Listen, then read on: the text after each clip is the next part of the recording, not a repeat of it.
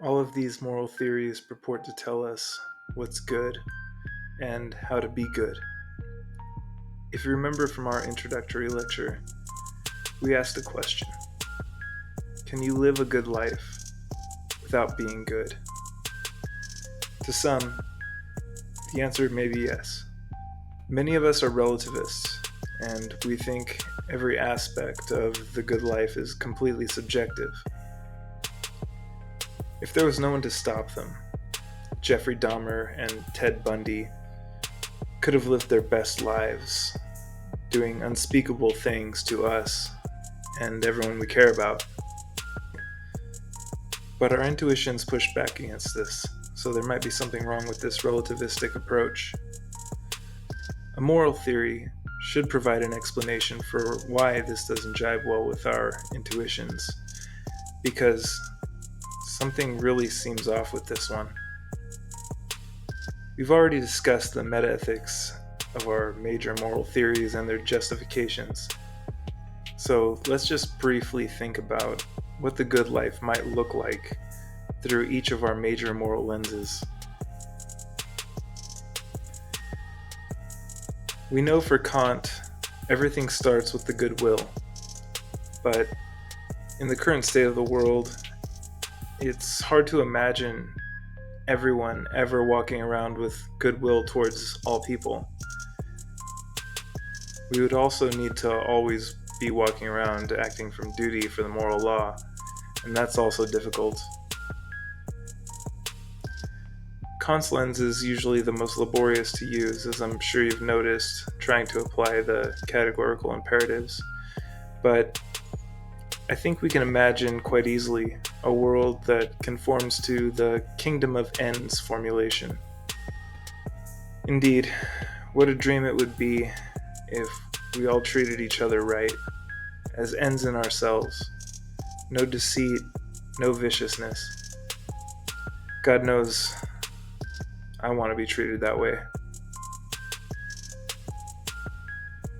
The good life seems to consist here in a world where everyone acts only according to maxims that can be logically universalized. And that's also a tall order. Maybe it's more realistic to say that the good life on this view is one in which we follow the categorical imperative, and we're lucky enough not to suffer any of life's many horrors. This view is appealing because horrible things like lying and murder, they're always wrong. On this view, they're always wrong. But can we realistically expect this of people? And there are still the difficulties of times when lying seems necessary. And let's be honest, we can imagine times when consequences really do matter, and this view is not a consequentialist view. But on the whole, this view seems to require an idealized version of the world for a good, much less a perfect life. For the utilitarian, we know that anything we do must create the greatest good for the greatest number of people to be the truly moral course of action. But consequentialist reasoning is inductive, and we can never truly know what the consequences of our actions will be. So we're always gambling with other people's well-being, which, as we've discussed elsewhere, may be immoral in itself. So, can we ever really be good or live the good life as consequentialists? In the ideal situation, like our brief discussion of Kantian ethics earlier, these lofty aspirations may not be possible.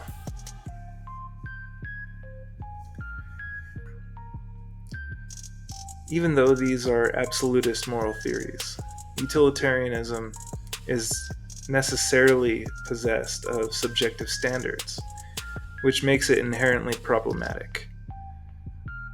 But if we could imagine the good life according to a utilitarian, what would it look like?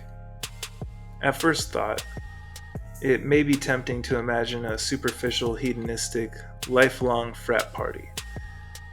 And I fall into that trap when discussing utilitarianism as well. But utilitarianism was motivated by philosophical hedonism, not superficial hedonism. So, the good life on this view might not look much different from the good life according to Kantian ethics. Feel free to speculate about that. Aristotle gave the fullest treatment that I'm aware of among these thinkers on the good life specifically. For Aristotle, it seems that the question of what is the good life is both theoretical and moral. After all, the question, how should I live, requires theoretical and moral answers. But in answering this question, the answer involves becoming most fully what we are, which is found in the activity of thinking, since reason is our highest faculty. In my experience, often the first question about the good life is regarding hedonistic ideals.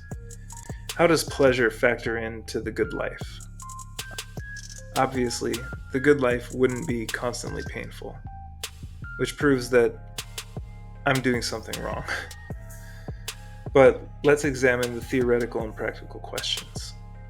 Other animals may be fulfilled in the pleasures of food and sex and running about, but this capacity for reason that's unique to us among animals will necessarily be pleasurable.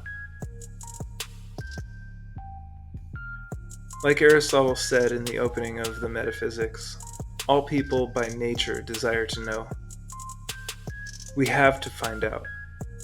We're compelled to Google our questions, even when the answers are inconsequential to anything practical in our lives. We just need to know. But even though the good life of contemplation will necessarily be pleasant, the pleasant life will not necessarily be good. So, the pleasures are a clumsy guide towards the good life. Depending on where you are in life, the pursuit of pleasure may or may not have led you astray, or even into catastrophe. If you've experienced this, imagine if we'd yielded to reason instead. Our outcomes would have been much better. I knew I shouldn't have done that, but I did it anyway, and I paid the price. At any rate, reason is clearly a more trustworthy guide, but that doesn't mean a pleasureless life will be a good one. The good life must be pleasurable, but reason will be our guide. When we think about ethics as practical philosophy, as in its old conception, we see that logic is inseparable from moral reasoning. Ethics may be empty without logic, and life may be empty without ethics.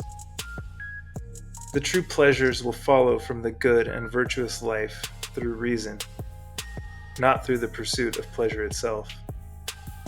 The pursuit of pleasure alone can lead us to ruin.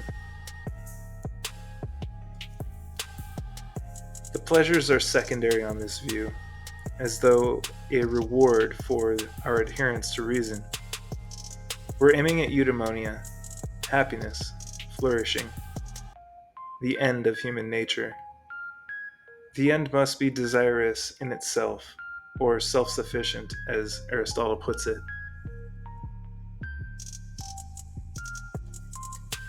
It may also be tempting to associate the good life with our amusements. Some of us may be tempted to imagine the good life as indulging continuously in what amuses us, what makes us laugh or gets us off, or maybe even playing some game.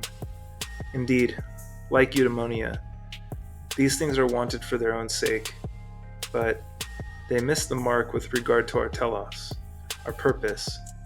They're inconsequential to our virtue as human beings, our particular excellence. Amusement may be an end in itself, but it's empty compared to the fulfillment of our telos. And it can lead us to ruin almost as easily as the pursuit of pleasure. Indeed, for Aristotle, putting all of our energies into our amusements seems silly and even childish.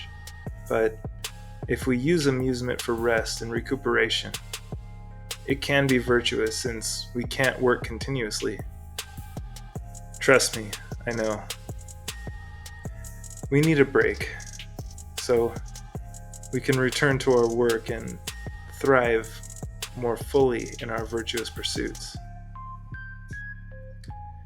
In Aristotle's words, if happiness is activity in accordance with virtue, it is reasonable that it should be in accordance with the highest virtue, and this will be that of the best thing in us. Happiness, therefore, comes from living in accordance with the highest virtue, which is reason or intellect. This aligns with the idea that the best kind of life involves engaging in activities that fulfill our highest potential.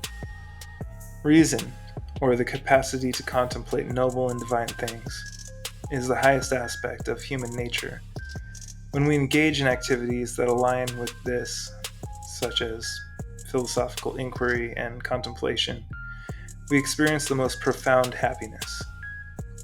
Unlike practical activities, like politics or warfare, which are aimed at external goods, the activity of reason is pursued for its own sake.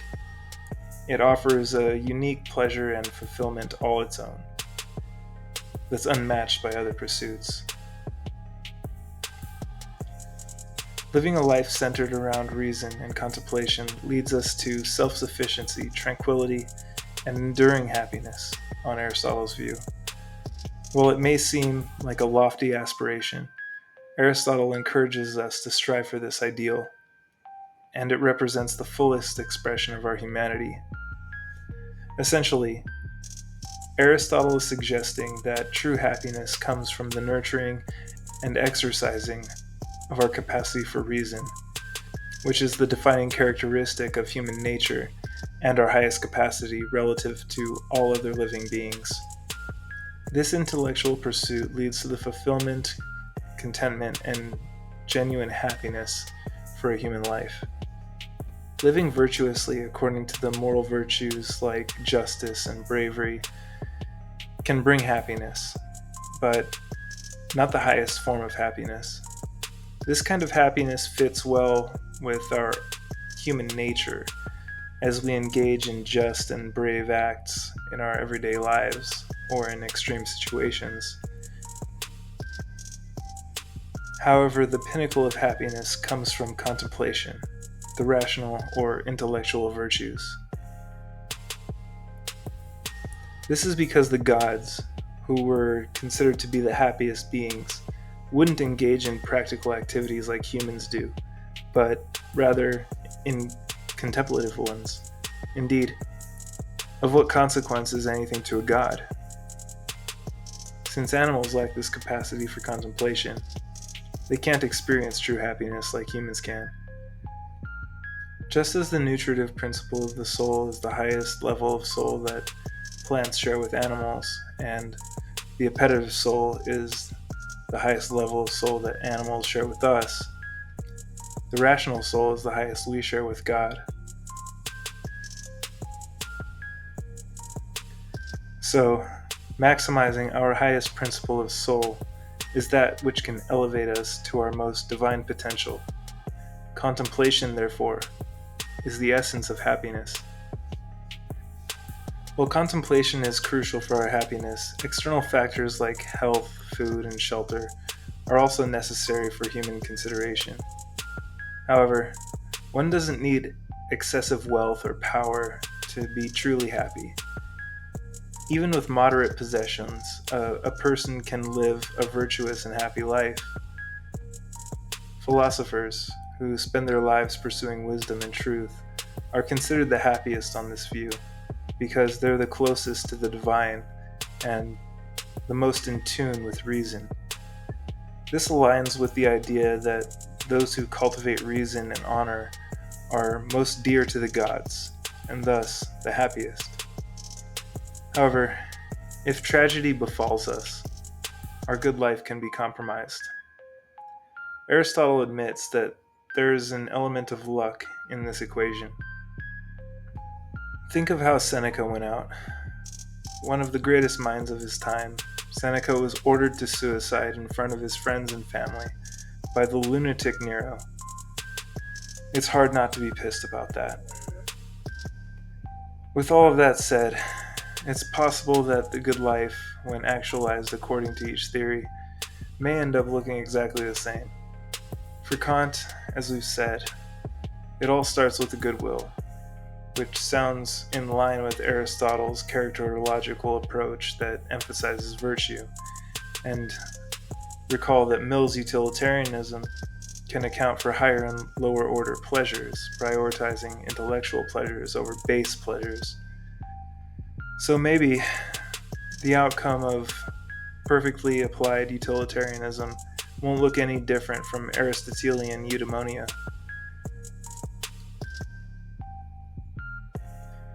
If each of these roads lead to the same Rome, then we can see that the real question when analyzing these moral theories isn't what good action is, but what actually makes something a morally good action. What makes something morally good? Is it purely our intentions? Is it purely consequences? Or is it the quality of our character?